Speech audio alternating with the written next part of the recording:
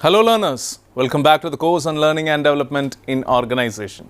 Today we move to a altogether different modality where we'll be looking into evaluation and diagnostic questionnaires. Now when we discuss about learning and development in organizations, some sort of evaluation, some type of metrics, some type of analysis with respect to how you are performing, with respect to how you are actually coming out in terms of effectiveness and efficiency with respect to the task in hand, that has to be evaluated. That will be a benchmark, that will be a milestone on deciding how you actually move further.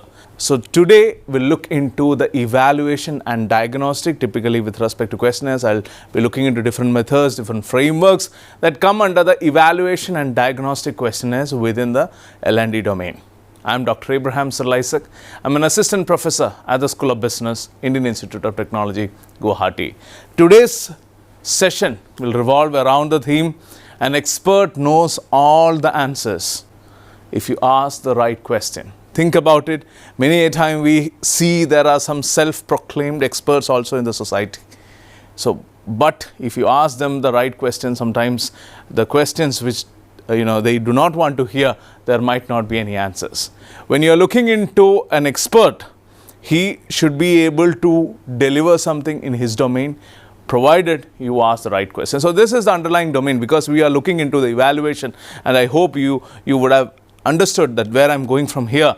We are actually looking into the evaluation based on the questionnaires, based on how we understand and decipher how people have understood or learned and how they are developing across the different hierarchy levels in the organization. So let's start with the evaluation and diagnostic questionnaires. Let's understand this further. These are structured assessment tools used in learning and development context. So till now, if you look into this particular module and all the previous modules, we have categorically understood what learning and development is. We have tried to ascertain what are the different parameters associated with learning and development. We also looked into the benefits of that. We also looked into barriers of that. But mainly when you look into the SMART goals, typically something which is measurable, we have to understand that if learning and development needs to be accounted for, needs to be improved, we need to measure it, we need to assess it. This is where typically a structured assessment tool comes into picture, and that is what these diagnostic questionnaires are. So typically they measure the effectiveness of training interventions and they identify the specific needs and gaps. Let's understand this further based on the typical aspects that include in the evaluation questionnaire. When you look into the evaluation questionnaire, typically it has certain qualifications and it has certain factors that it does measure. Evaluation questionnaire typically, if you ask me, assess the impact, value and outcomes of a learning initiative. So I would like to ascertain this impact will be measured, value will be measured and the outcomes. So typically these are the aspects that will be measured. So when you are looking into evaluation questionnaires, no doubt they measure participant reactions, their knowledge acquisition and behavior change and business results. They helped us to gather feedbacks on training content, on delivery, on relevance.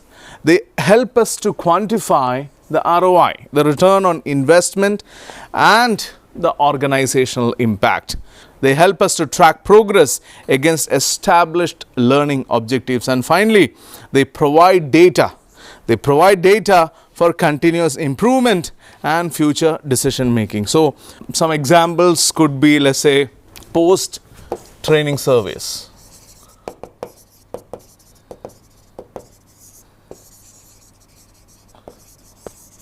Post-training surveys are a very good example. There are some knowledge assessments.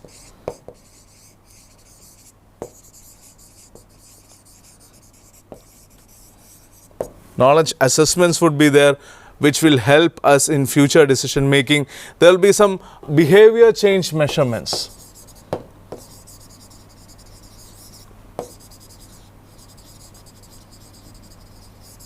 some behavior change measurements, some impact analysis would be there.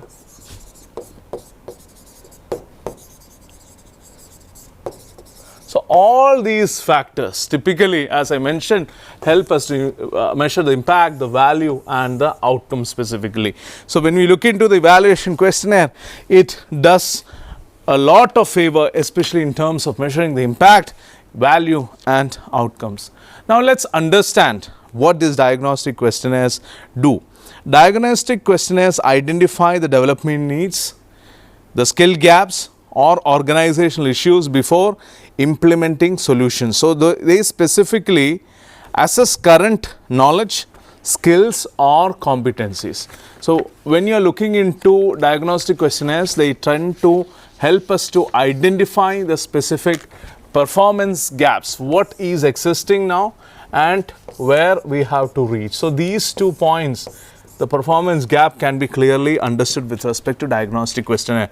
It establishes baseline for later comparison. So it gives us a benchmark, it gives us a threshold, at least this much people before were performing, so how to go about it. Gather data to customize learning intervention. So management's intervention is always centered around customized learning, especially when we are talking about learning and development in organization. So it helps gather data to customize learning interventions, and we also see it helps prioritize the learning needs.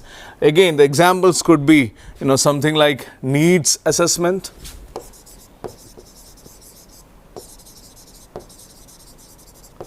needs assessment could be an example, or let's say skills inventory,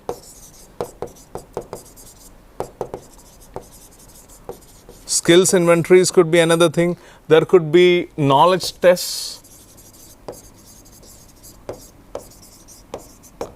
that would be there. There could be learning style questionnaires, there could be organizational climate surveys. This is also interesting because we need to know what is the organization support, how effectively they are nurturing the employee pool.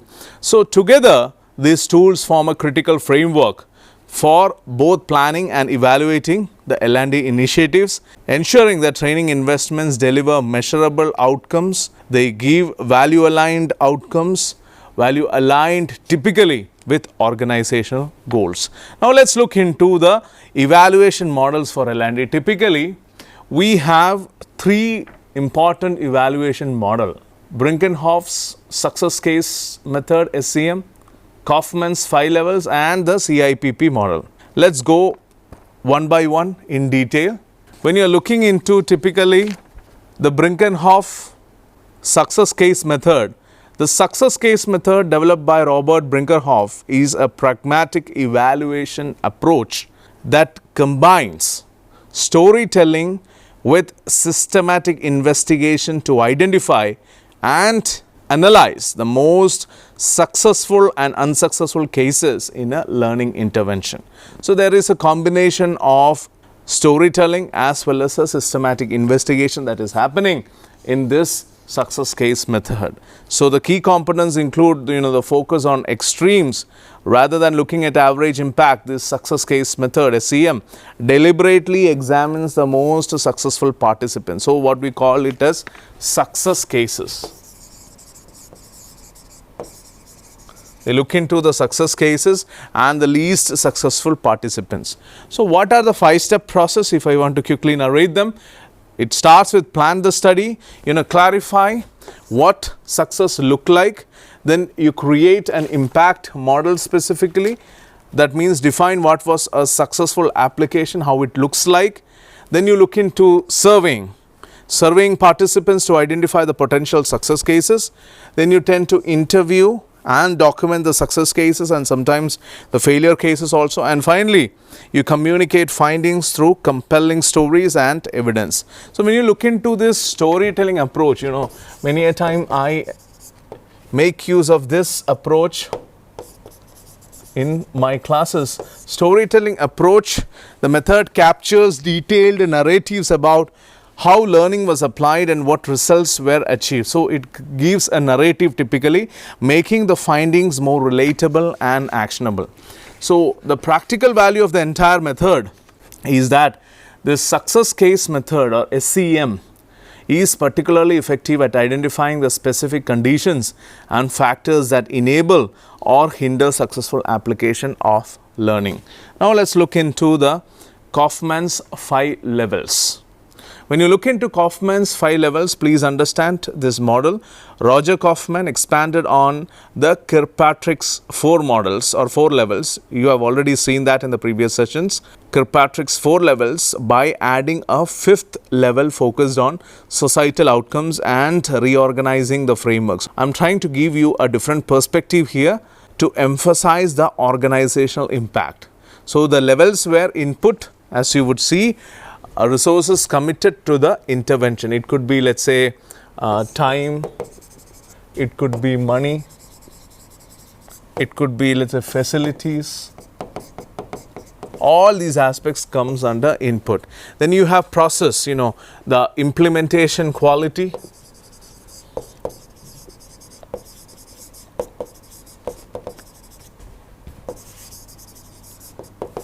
You have implementation quality, you have the participant experience also coming in this.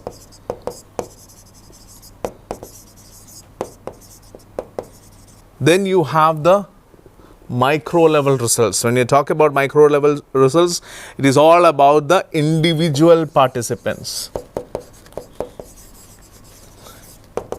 Individual participants, the participant acquisition of knowledge and skills, typically that comes under micro level. In macro level, you have organizational benefits. Organizational benefits and performance improvements, typically that come under macro level. And in mega level, you have what we see as the societal or sometimes community, or even sometimes environmental impact. So the key distinction would be it begins with measuring resources, that is inputs before processes, explicitly addresses the societal impact beyond organizational boundaries, and it emphasizes alignment between the organization goals and broader societal benefits. So particularly this, if you ask me, is valuable for public sector. It is valuable for, let's say, health sector, education and socially responsible organizations typically. Now let's come into the third model of the day, that is CIPP model. CIPP model means context, input, process and product. I repeat, context, input, process and product. So it was developed by Daniel Stufflebeam. The CIPP model is a comprehensive framework designed to guide both formative and the summative evaluations of programs, of projects or even personnel, products and systems. So again, in this particular case also there are 4 components. One is the context evaluation. You talk about the context evaluation, typically it assesses the needs, the problems, the assets, the opportunities to define goals and different priorities within. This is one of the typical aspects. Let's say the answer would be what needs to be done. Then it examines the environment, it examines the background, it examines the organizational context altogether. The next important aspect would be input evaluation. So in CIPP model, it assesses the alternative approaches, competing action plans and budgets for addressing the needs. So how should it be done? That is the major question there. So it examines resource allocation and typically strategy selection. Then there is something called as process evaluation. You look into process evaluation, you'll understand it monitors, it documents and assesses program activities. So what is the relevant question is that is it being done as planned? So it identifies the implementation challenges, it identifies the successes with respect to the implementation also. And then you have the product evaluation. Product evaluation measures, interprets and judges the outcomes. So the underlying theme would be, did it succeed? So it reaches the target audience, that's the impact. You look into the effectiveness, quality and significance of outcome is given by the typical aspects of effectiveness. Continuity or continuation of benefits is all related to the sustainability. And when it comes to transportability, adaptability to other settings are vital. So what are the distinctive features, if you ask me? Ladies and gentlemen, please note a comprehensive approach that evaluates throughout the program life cycle. This is what it is. Decision focused rather than solely outcome focused, and it considers both intended and unintended outcomes. So particularly useful for complex program evaluations and continuous improvement. So each of these models which we have discussed now offers unique perspectives and tools for evaluation beyond the more commonly used and what we have already discussed, the Kirkpatrick model, allowing the L&D professionals to typically select approaches that best match their specific evaluation needs and organization. Now let's look into the diagnostic questionnaire design principles. So for that we have to start with the types of diagnostic tools, and in the types of diagnostic tools typically we see pre-assessment questionnaires. When you talk about the pre-assessment questionnaire, and this is one of the most important part of today's discussion, these establish baseline measurements before training begins. So they capture, if you ask me, the participants' current knowledge levels, their skills, their attitudes or behaviors related to the training content. So this baseline allows for meaningful comparison after the intervention to measure growth and impact. Then there is this training need analysis. So training need analysis, TNA surveys typically identify the gaps between current and desired performance at individual, team or organizational levels. So they help prioritize the training needs, determine appropriate interventions and allocate resources effectively. So they often include questions about job tasks, challenges, desired skills and learning preferences. Then there is the skill gap assessment. You look into skill gap assessments. These focus specifically on measuring the difference between existing and required skills for specific roles.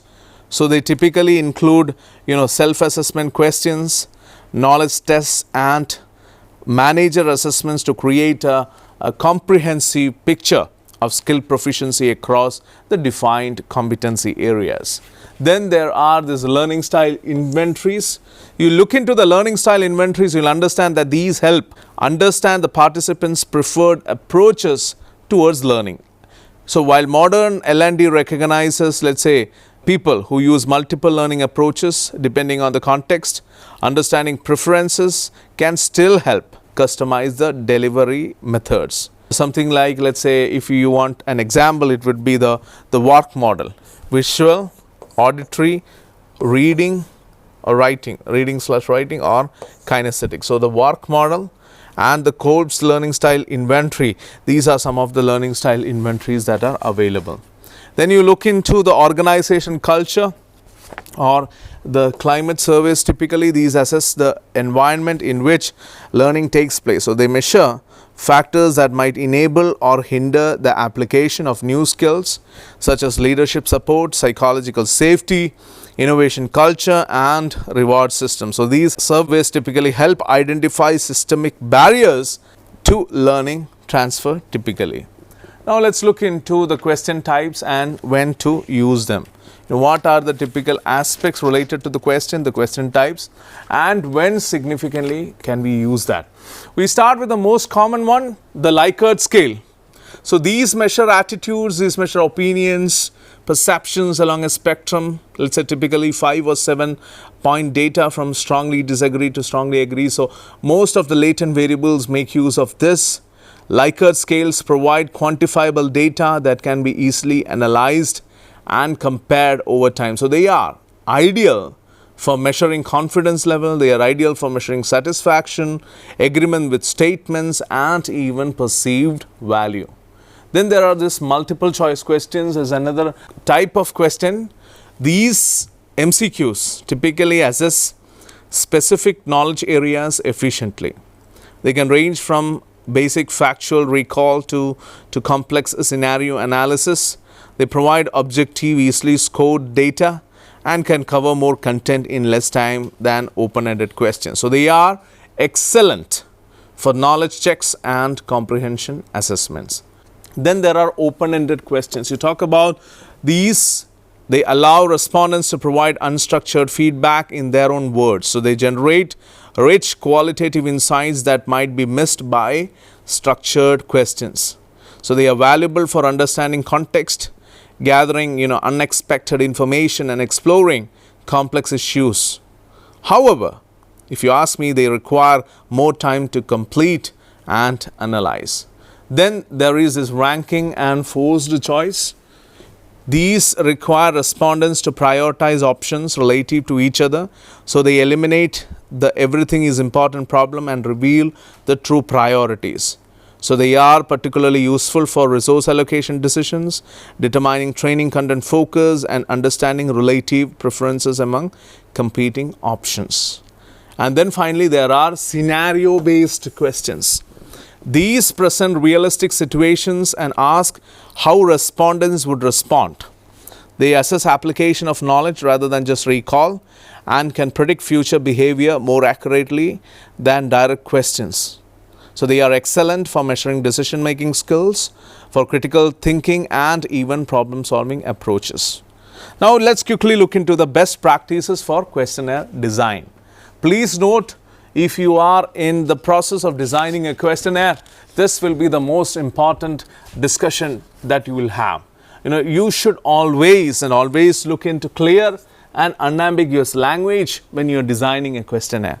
There should be a logical flow and grouping.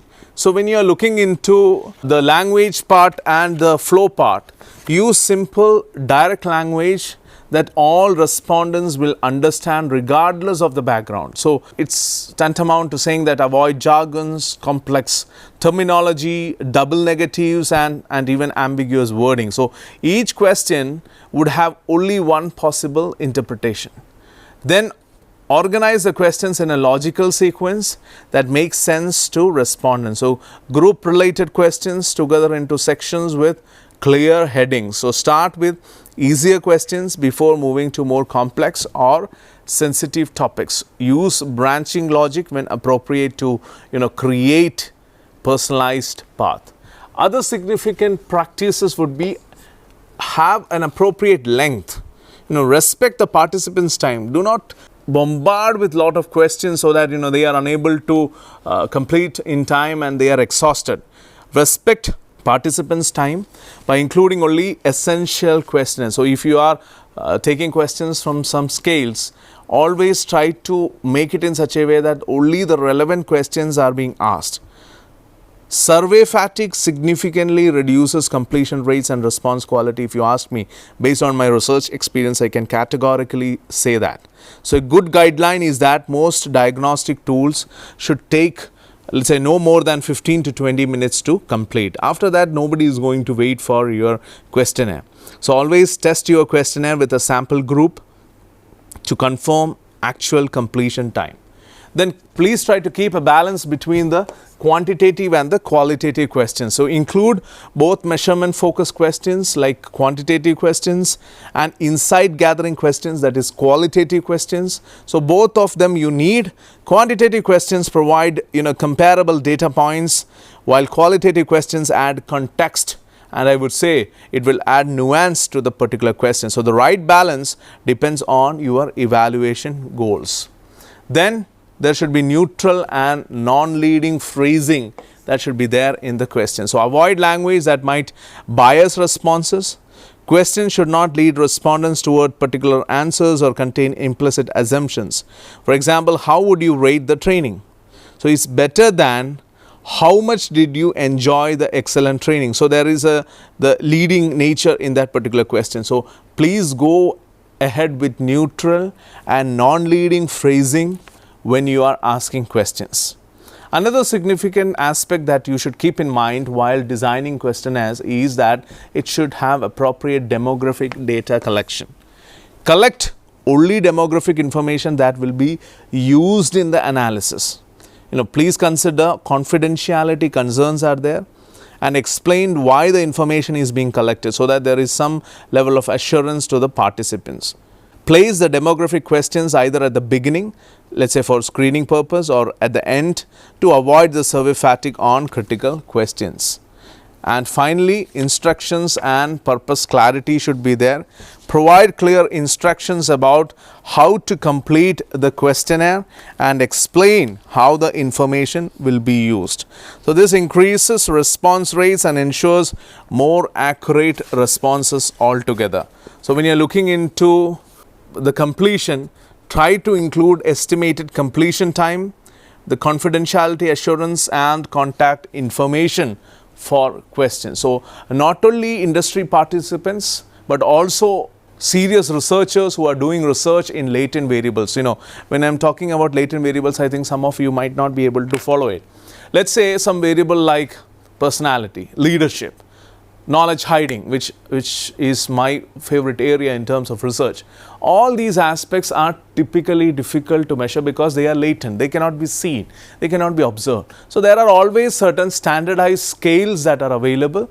Scales are nothing but the questionnaires that are validated, and these standardized scales will be used for your research or your test. So when you are looking into designing survey questionnaires, please take care of all the points that we have discussed right now. In making questions, please note that you should not have any ambiguity. You should not have any leading questions. Your motto is typically to collect neutral data. Your motto is typically to collect the actual data. You do not want to put your organization in a higher pedestal and go about it, and it is not a post facto analysis. Is in fact an investigation, be it qualitative, be it quantitative. All this designing of questionnaires has a typical correlation with respect to the data purity or the data validity. You will not get a good data set if your items are contaminated, if your questions within the questionnaire are contaminated or are manipulated. So please make a note. You want to understand how learning and development is happening. This is one of a significant session that will show you that there are certain ways to measure it and how to measure it. Thank you for listening to me patiently. We'll come up with more details of learning and development and with a new module in the next class. Till then, take care. Bye-bye.